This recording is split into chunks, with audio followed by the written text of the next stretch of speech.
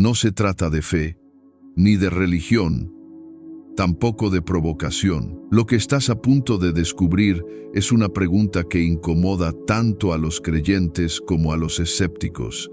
¿Y si Jesús sí existió, pero todo lo que nos contaron sobre él fue manipulado desde el inicio? Quédate hasta el final, porque hoy vamos a desenterrar capas olvidadas de la historia, analizar documentos antiguos ignorados por siglos y confrontar el relato oficial que Roma impuso al mundo. Si aún no lo haces, suscríbete a Iluminando la Mente, porque este canal no repite dogmas, los desmantela. Durante siglos, el mundo ha repetido una misma versión: que Jesús fue el Hijo de Dios, que nació de una virgen, que murió por nuestros pecados y resucitó al tercer día. Pero, ¿y si te dijera que el Jesús histórico y el Jesús institucional no son la misma persona? ¿Y si la figura que millones veneran fue esculpida, editada y censurada para que sirviera como base de un nuevo imperio espiritual? El silencio de los documentos oficiales sobre la vida de Jesús fuera de los evangelios es notorio.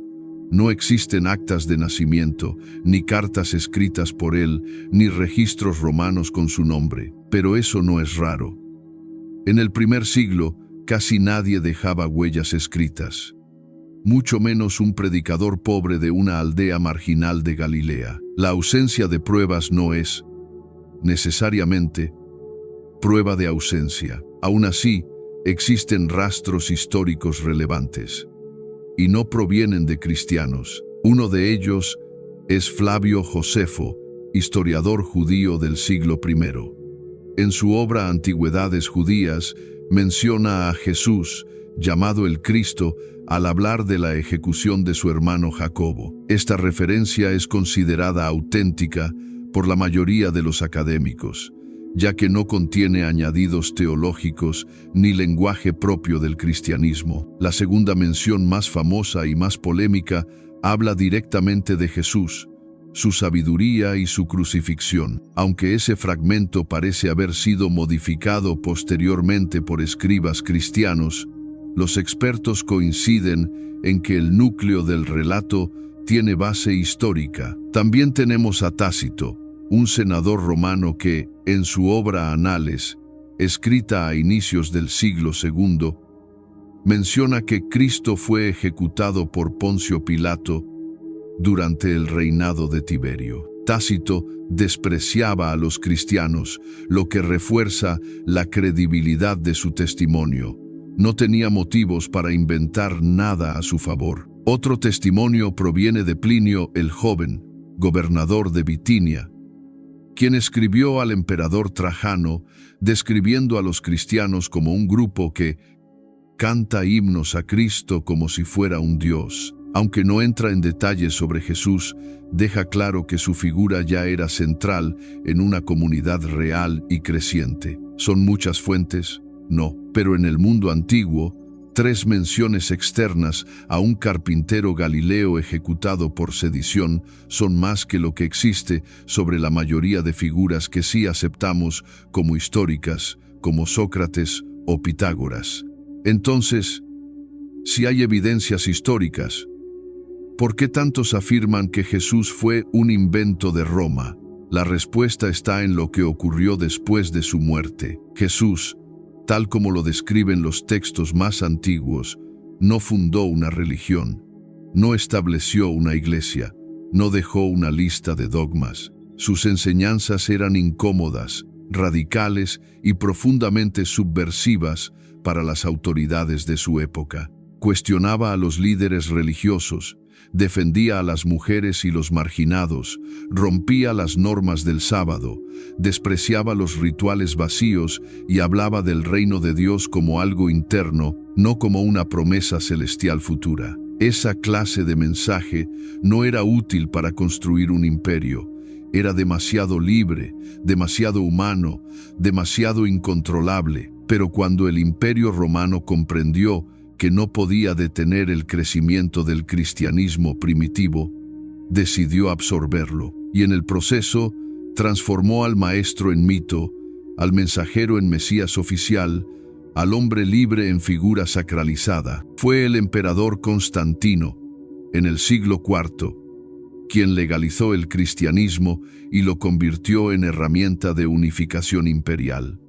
Para eso necesitaba un relato coherente, estable y uniforme. Se convocó el Concilio de Nicea.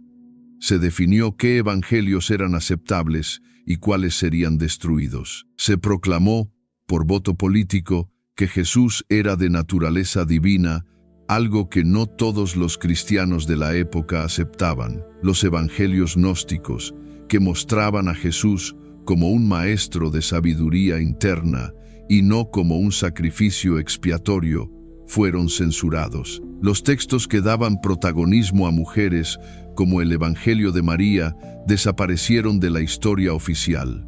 El Jesús de carne y hueso fue enterrado bajo siglos de dogmas y solemnidad imperial. Y así nació la figura institucional que hoy conocemos. Pero los rastros del verdadero Jesús no se borraron del todo. Incluso en los evangelios aceptados por la Iglesia, hay momentos que desentonan con la narrativa oficial. Cuando Jesús dice, "El reino de Dios está dentro de ustedes", está rompiendo con la idea de un Dios lejano y exigente. Cuando se niega a condenar a la mujer adúltera, está rompiendo con la ley mosaica. Cuando sana en sábado, lo hace a propósito no por necesidad, sino para exponer la hipocresía de una religión que valora más el rito que al ser humano. ¿Quién era este hombre que desafiaba todo eso con tanta calma? En la siguiente parte de esta investigación, vamos a abrir un capítulo aún más oculto, los 18 años perdidos en la vida de Jesús. Porque la Biblia guarda silencio entre los 12 y los 30 años de edad. Y en ese abismo histórico surgen pistas que podrían conectarlo con tradiciones milenarias del Tíbet, la India y Egipto. ¿Es posible que Jesús haya estudiado en Oriente antes de comenzar su misión? No te vayas. Lo que viene puede cambiar tu forma de entender no solo la figura de Jesús, sino el origen de toda nuestra espiritualidad. Uno de los mayores enigmas que rodean la vida de Jesús no se encuentra en sus milagros, ni en su muerte, ni siquiera en su resurrección. Está en su ausencia, porque entre los 12 y los 30 años, Jesús simplemente desaparece del relato bíblico. La pregunta es inevitable. ¿Dónde estuvo durante esos 18 años? ¿Qué hizo? ¿Con quién aprendió? ¿Cómo es que un joven de origen humilde, hijo de un carpintero, aparece décadas después con un discurso tan elevado, autoridad espiritual y dominio sobre las Escrituras, sin haber recibido formación formal en las escuelas rabínicas? Este vacío histórico ha dado lugar a hipótesis que, aunque descartadas por la narrativa oficial, cada vez son tomadas más en serio por investigadores independientes. Y una de las más intrigantes sugiere que Jesús pudo haber viajado hacia Oriente en busca de sabiduría durante sus años de silencio. En el siglo XIX, un periodista ruso llamado Nikolás Notovich publicó un libro en el que afirmaba haber encontrado manuscritos tibetanos que hablaban de un hombre llamado Isa, que había llegado desde Occidente para estudiar las enseñanzas de Buda y los Vedas. Según esos textos, Isa habría aprendido entre brahmanes, rechazado las castas sociales, defendido a los oprimidos y finalmente habría sido perseguido por los sacerdotes hindúes. Después de eso, regresó a su tierra natal. Isa es, hasta hoy, el nombre que muchas culturas orientales utilizan para referirse a Jesús. En el Islam, por ejemplo, se le conoce como Isa, un profeta venerado, pero no divino. Los críticos han acusado a Notovich de fraude. Sin embargo, exploradores posteriores como Swami Abhedananda, Nicholas Roerich y Holger Kirsten afirmaron haber visto documentos similares en monasterios del Himalaya. Y aunque no existe un consenso académico sobre la autenticidad de estos textos, La coherencia de su contenido y su conexión con tradiciones orales locales ha mantenido viva la posibilidad de que Jesús realmente haya viajado al este. ¿Pero por qué Oriente? Porque muchas de las enseñanzas de Jesús tienen paralelismos notables con doctrinas orientales. El desapego a lo material, el amor al prójimo, la compasión, el dominio sobre uno mismo, la importancia de la luz interior, el uso de parábolas, todo eso resuena con el budismo, el taoísmo y el Vedanta. En la India, el sabio abandona su hogar para buscar la verdad. En el Tao, la sabiduría se transmite en silencio. En el Vedanta, la divinidad está dentro, no fuera. Jesús aparece a los 30 años con un mensaje casi idéntico. El reino de Dios está dentro de ustedes. ¿Coincidencia? Tal vez no. Además, no debemos olvidar que la Biblia misma menciona que Jesús fue llevado a Egipto durante su infancia, huyendo de la persecución de Herodes. Es posible que esa estancia no haya sido tan breve como se cree. El Egipto del primer siglo era un centro de conocimiento esotérico y místico. La tradición hermética, los ritos de iniciación, el simbolismo del renacimiento, todo eso formaba parte del paisaje espiritual egipcio, y muchos de esos elementos se reflejan, de forma velada, en los dichos de Jesús. Por ejemplo, la idea de nacer de nuevo no era nueva. Era parte del lenguaje iniciático. En Egipto, el iniciado moría simbólicamente para renacer en conciencia. Jesús retoma esa imagen. El que no nazca de nuevo, no podrá ver el reino de Dios. Y no era el único grupo con esas ideas. Los esenios, una comunidad judía retirada en el desierto de Qumrán, vivían bajo reglas de pureza, meditación, ayuno, y esperaban la llegada de un maestro de justicia. En los manuscritos del Mar Muerto, encontrados en 1947, muchos investigadores creen ver rastros de una espiritualidad que conecta directamente con la de Jesús. Algunos incluso sostienen que Juan el Bautista era esenio y que Jesús habría vivido entre ellos antes de iniciar su ministerio. Esto explicaría su lenguaje simbólico, su rechazo a los fariseos, su estilo de vida simple y su preferencia por enseñar en espacios abiertos, alejados del templo, pero la Iglesia oficial rechazó todas estas conexiones. Porque admitir que Jesús fue un buscador de sabiduría, que estudió con otras culturas, que se formó como cualquier ser humano, es una amenaza para la doctrina tradicional. En esa versión, Jesús ya nace con todo el conocimiento. No aprende, no duda, no cambia. Es divino desde el primer aliento, y cualquier sugerencia de que haya tenido un camino humano de aprendizaje es considerada blasfemia. Por eso se ocultaron estos relatos. Por eso no hay mención a los años perdidos en los evangelios canónicos. Por eso se condenaron como heréticos los textos que hablaban de un Jesús maestro y no de un Jesús salvador sacrificial. Sin embargo, los evangelios gnósticos, descubiertos en Nag Hammadi, nos muestran otra cara del mismo hombre. En el Evangelio de Tomás, Jesús dice: «Si sacas lo que está dentro de ti, eso te salvará. Si no lo sacas, eso que no sacas te destruirá». Esta frase no tiene sentido en el cristianismo institucional, pero encaja perfectamente en la tradición gnóstica y oriental. La salvación no viene de fuera, viene de despertar lo que ya habita en ti. En el Evangelio de Felipe se habla de Jesús como alguien que revela misterios, no que impone creencias. Se menciona su cercanía con María Magdalena, se habla del cuerpo como templo del Espíritu, y se sugiere que el verdadero conocimiento es el que transforma desde dentro. Ninguno de estos textos fue incluido en el canon, no porque fueran falsos, sino porque no servían al proyecto imperial. Porque Jesús, el buscador, el sabio, el místico, no podía ser útil a Roma. Lo que el imperio necesitaba era una figura central, sagrada, incuestionable, alguien a quien adorar. no alguien a quien seguir. Y así, el maestro fue convertido en ídolo.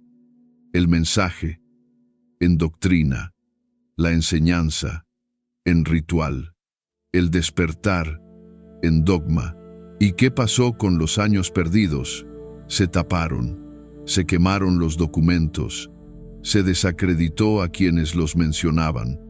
Pero la memoria no muere del todo. Hoy, las huellas de ese Jesús viajero, ese Jesús que quizás recorrió la ruta de la seda en busca de verdad, ese Jesús que bebió de fuentes orientales, resurgen en relatos antiguos, en vestigios arqueológicos, en paralelismos simbólicos y, sobre todo, en el corazón de quienes intuyen que su historia es mucho más profunda que la que nos contaron. En la próxima parte, vamos a explorar precisamente esos paralelos. Compararemos frases de Jesús con enseñanzas budistas, taoístas y vedánticas. Veremos que su mensaje no era exclusivo, sino universal, que no vino a fundar una nueva religión, sino a recordarnos algo que ya sabíamos, pero habíamos olvidado.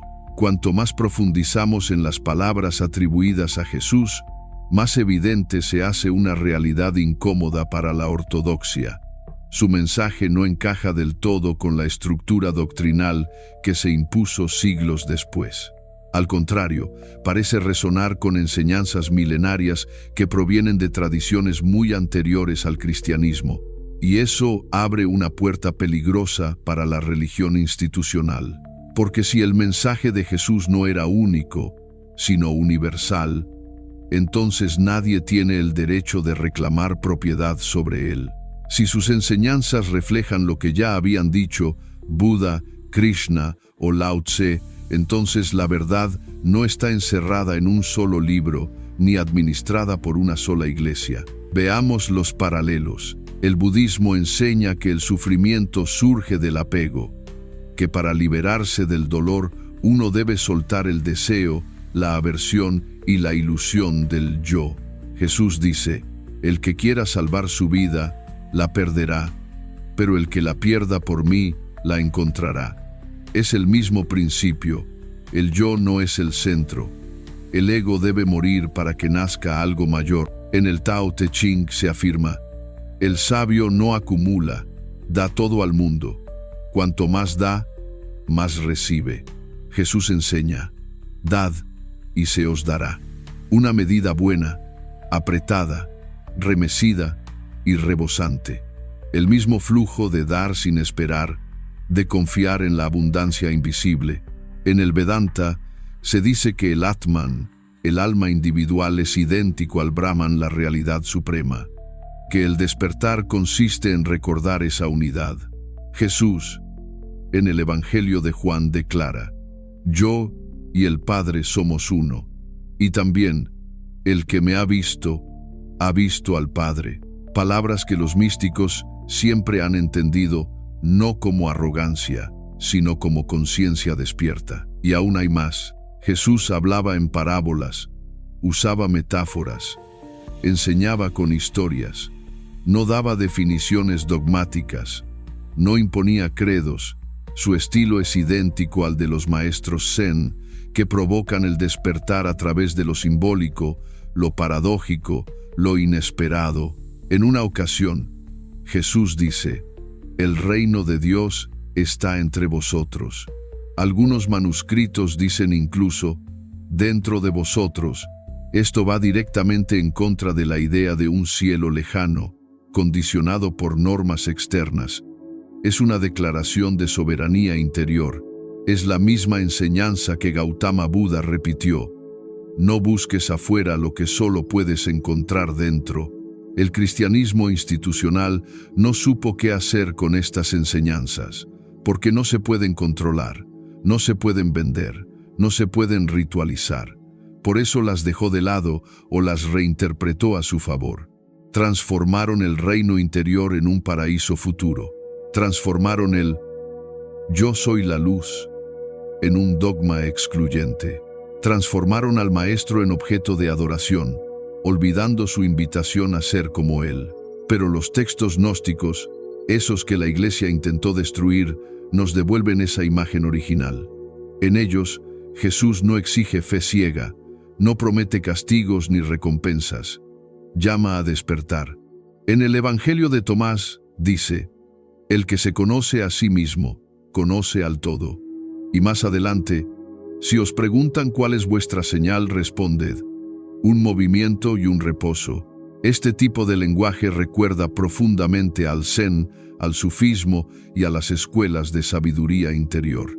En el Evangelio de la Verdad se explica que Jesús vino a corregir un error primordial: el olvido de nuestra verdadera naturaleza. No vino a fundar una institución, sino a restablecer la conexión con la fuente. Y esa fuente no es un Dios exterior, sino una luz viva que habita en cada ser. Estas ideas son peligrosas para cualquier sistema basado en el control espiritual, porque un ser humano que reconoce su divinidad interior no necesita sacerdotes, ni jerarquías, ni mediadores. No vive con miedo al infierno, no se somete a rituales vacíos, no obedece por temor, sino que actúa por conciencia. Por eso, desde los primeros siglos, el cristianismo oficial combatió estas enseñanzas con fuego y espada. Declaró heréticos a quienes las transmitían, persiguió a los esenios, los gnósticos, los cristianos primitivos que no se sometían a Roma, y en su lugar levantó una nueva estructura, una iglesia imperial, jerárquica, dogmática, masculina, intolerante. Así, el mensaje fue borrado, pero no del todo. Todavía hoy, cuando leemos ciertas frases de Jesús con ojos nuevos, podemos percibir la verdad escondida. No una doctrina, sino una vibración. No una regla, sino una clave. Un susurro que nos dice: despierta. Y es entonces cuando comprendemos: Jesús no vino a ser adorado, vino a ser comprendido. No pidió templos, pidió compasión. No pidió rezos mecánicos, pidió atención plena. No pidió sacrificios, pidió transformación interior. ¿Es esta la figura que nos enseñaron en la escuela dominical? No. Nos enseñaron a un Jesús que exige obediencia, que viene a juzgar, que derrama sangre para aplacar a un Dios iracundo, que premia a unos y castiga a otros. Pero ese personaje no tiene nada que ver con el maestro que caminaba por Galilea hablando del reino como un estado de conciencia. ¿Y qué tiene esto que ver con su existencia histórica? Mucho, porque cuanto más real fue Jesús, más peligrosa era su presencia. Un mito puede ser moldeado sin resistencia, pero un hombre con voz propia, con ideas revolucionarias, con una visión liberadora del alma humana, ese hombre había que callarlo. O, si no se podía, había que transformarlo en otra cosa. Y eso es lo que ocurrió. En la siguiente parte, vamos a examinar cómo Roma y la Iglesia eligieron los evangelios que convenían a sus fines. Vamos a analizar cómo el Jesús humano fue sustituido por un Cristo imperial, cómo los concilios censuraron toda visión alternativa y cómo las primeras comunidades fueron destruidas por no someterse al nuevo relato oficial. Porque la pregunta ya no es si Jesús existió, la pregunta es: ¿cuál de todos los Jesús que hemos heredado es el verdadero?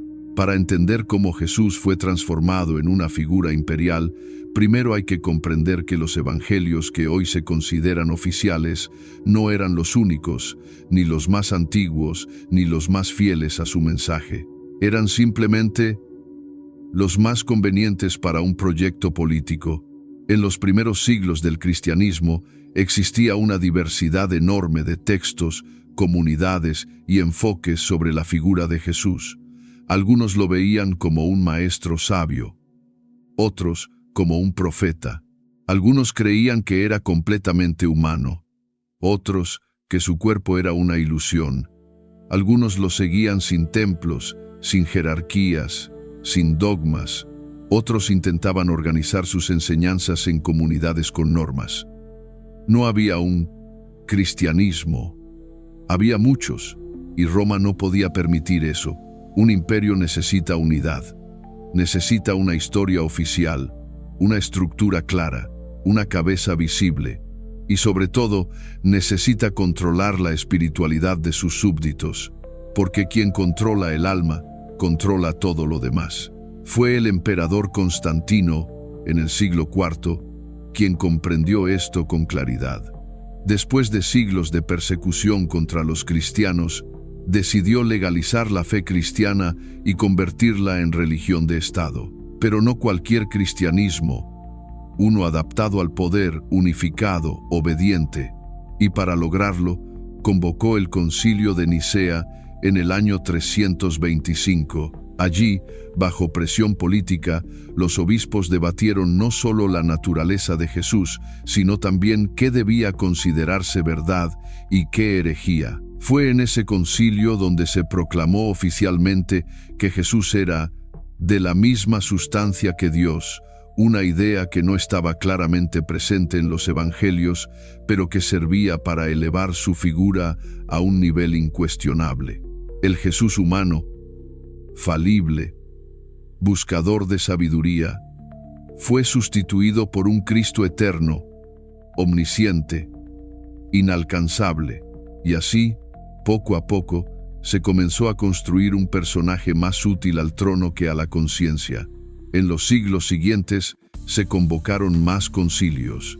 Se definió qué libros entrarían en el canon y cuáles serían destruidos. Evangelios como el de Tomás, María, Felipe, los egipcios y muchos otros fueron condenados. Algunos se perdieron para siempre. Otros, como los hallados en Nag Hammadi en 1945, sobrevivieron ocultos durante siglos.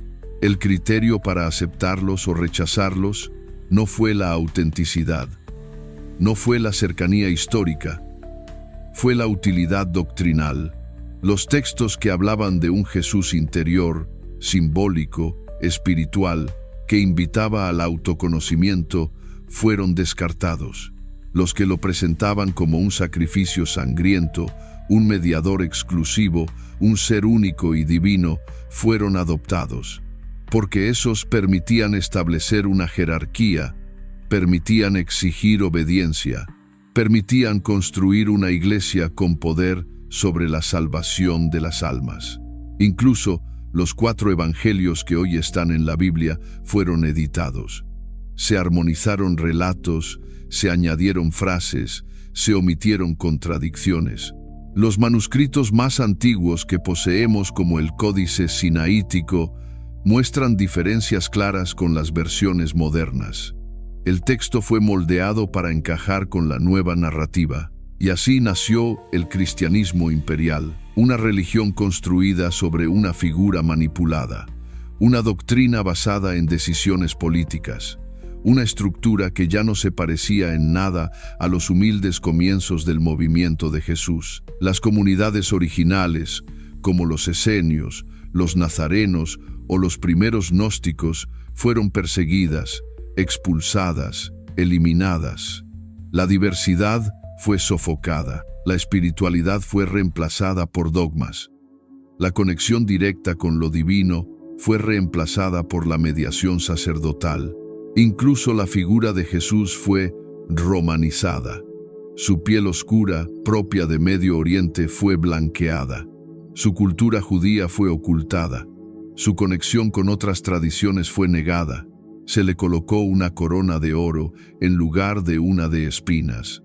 Se le vistió como rey en vez de como siervo.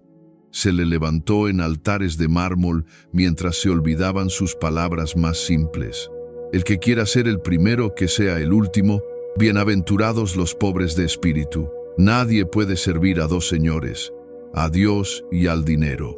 Frases como esas no tenían lugar en un cristianismo aliado con el imperio, y sin embargo, sobrevivieron, porque la verdad siempre deja huellas.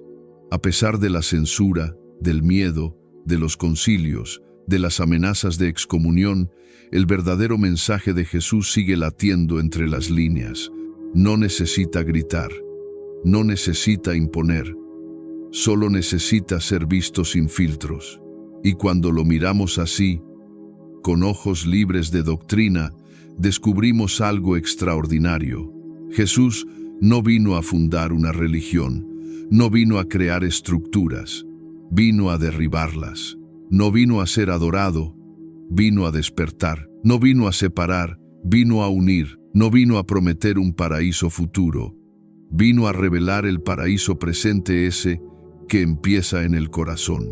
Y por eso fue peligroso, por eso tuvo que ser transformado, porque un hombre así no se puede controlar, no se puede encerrar en una cruz, no se puede convertir en símbolo vacío.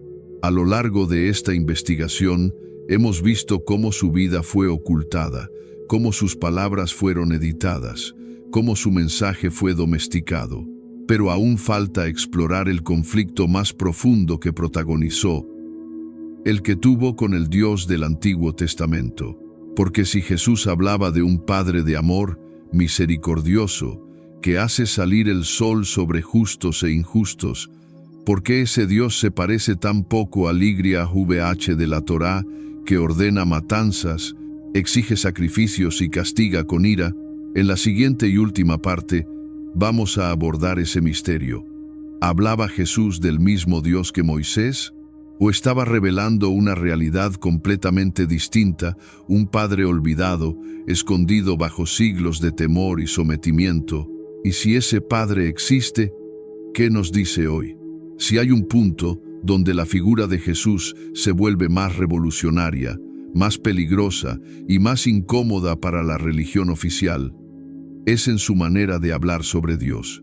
Porque el Dios que Jesús describe, invoca y encarna, no se parece al Dios de la Torá. Y eso no es una afirmación menor. Es un terremoto teológico. En los textos del Antiguo Testamento, Dios llamado YHWH es un ser que castiga con plagas, que ordena genocidios, que exige sacrificios, que se enfurece, que destruye ciudades y que vive en un templo exclusivo, reservado solo a unos pocos. Pero Jesús no habla de ese ser. Él lo llama Padre, y no cualquier Padre, sino uno que perdona siempre, que da sin medida, que no lleva cuentas, que está más cerca del corazón que del trono, que no impone miedo, sino que inspira confianza. Esta diferencia no es superficial, es esencial. Jesús dice: si ustedes, siendo malos, saben dar cosas buenas a sus hijos, cuánto más vuestro Padre del cielo dará cosas buenas a quienes se lo pidan. En otro momento afirma que Dios hace salir el sol sobre justos e injustos, que ama a los ingratos, que perdona hasta 70 veces 7. ¿Es ese el mismo Dios que mandó a exterminar pueblos enteros por no pertenecer al linaje correcto? Muchos intentan armonizar ambas imágenes con explicaciones teológicas. Dicen que el Dios del Antiguo Testamento era severo por necesidad, que la humanidad no estaba lista para la misericordia, que todo formaba parte de un plan.